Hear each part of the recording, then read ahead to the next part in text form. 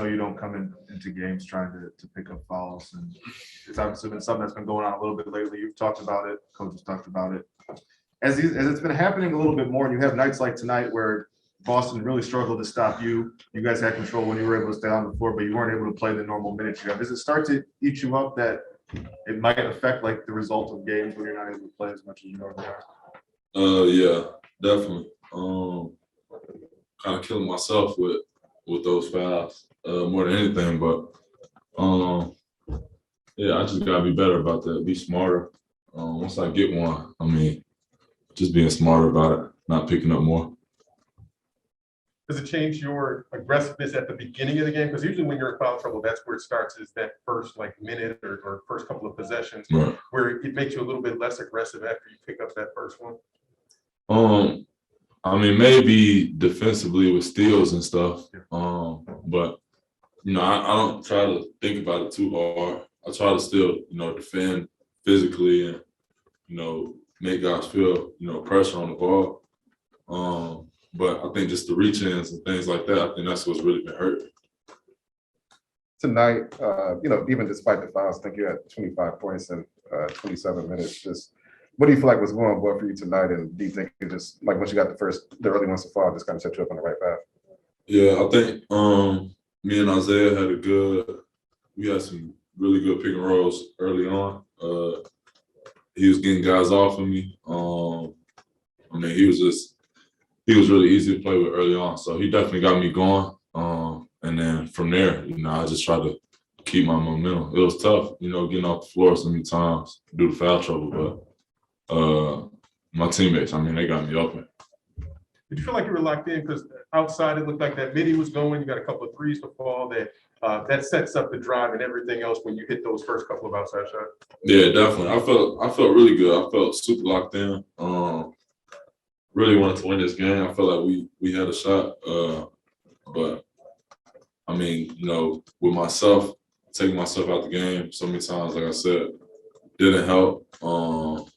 And then with the team, I think, you know, just transition defense. I feel like it was too many times where we kind of let them get behind us, or just, you know, rush it right behind us whenever we're trying to get back and get them some easy ones. So I feel like those two things, to clean those up, I think we'll be all right. The fifth foul obviously came at a critical point, and it came just off of a turnover. What exactly took place after the turnover? Did you just your fifth foul? Right.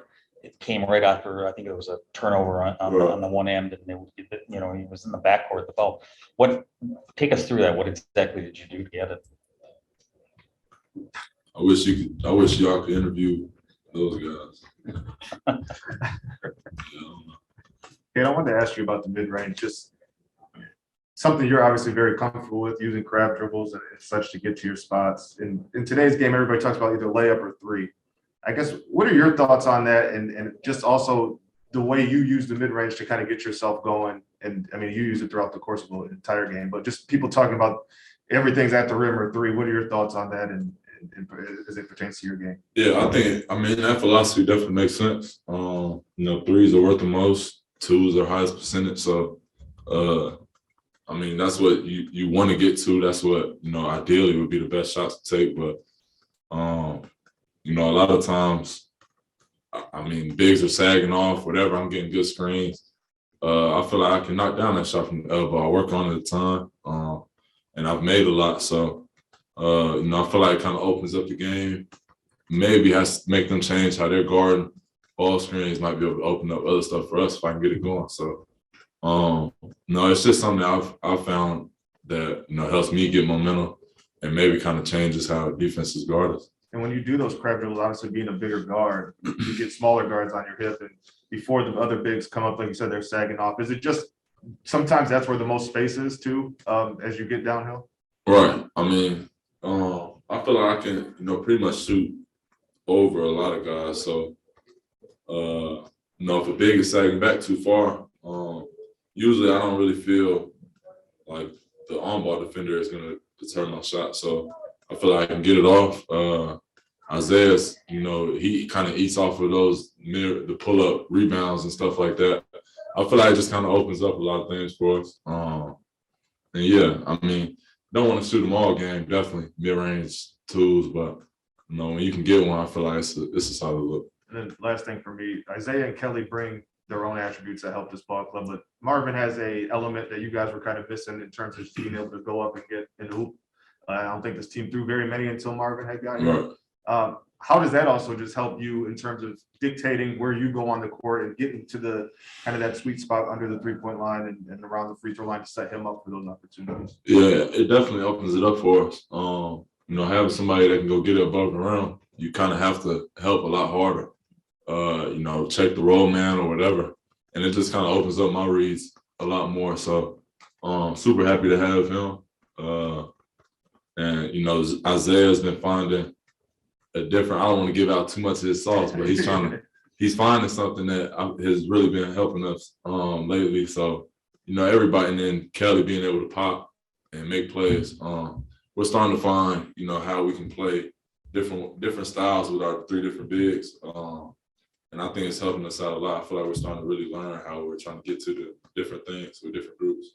With the way that Hami's been playing the past couple of weeks, how deflating is that when he gets ejected? And obviously that changes the rotation and everything else. But just that you guys were right in the game, and that's a key piece to lose at that time. Yeah, he brings a lot of energy for us. I mean, he just makes a lot of big plays that are loud plays. The whole arena kind of feels it. So losing him early in the game to something like that definitely hurt us. But I mean, it's on us to try to keep our head in the right spot and, you know, try to go win it for him. It was super early. I mean, we were able to get back into the game and try to figure things out without him, but having him around definitely helps us a lot more. Another question on Marvin. Tonight was the second straight game and double figures. And of course, he came in right before the All-Star break. You mentioned he had the video playbook over the break to kind of get acclimated. Just where do you feel like that chemistry is at now with him, especially on Thursday? It seemed like the team was doing a better job of seeing when he was open and was able to get those stops. Yeah, I think it's getting better and better. He just got here, so, you know, it's learning tendencies, learning. I mean, it's so much more than just learning the plays and where he's supposed to be going. So he's picked up on, you know, all that stuff super fast. And he's helped us out immediately. I mean, 5 for 9, it's being able to throw it into him and he just goes and scores it for us I mean, it makes the game a lot easier for us. So hopefully that ankle can start feeling back good. Because I mean, he's becoming a big piece for us. Going back to Isaiah really quickly, without giving away too much of his thoughts, I mean, what have you seen from him as he's grown throughout this season? I think more than anything, you know, just his consistency with, you know, his work effort or his work ethic and, you know, how badly he wants to win and how badly he wants his teammates to succeed. You know, he's completely bought into the fact that he wants, you know, everybody else's job to be easier and he's going to do whatever he can to make that happen. And I mean, consistently, he's gotten better throughout the year. We're starting to feel comfortable, you know, throwing the ball into him and go score it, you know what I'm saying? And having that from him is huge. He does so much for us. So, you know, now that we're able to find ways to get him going, it's helping us out.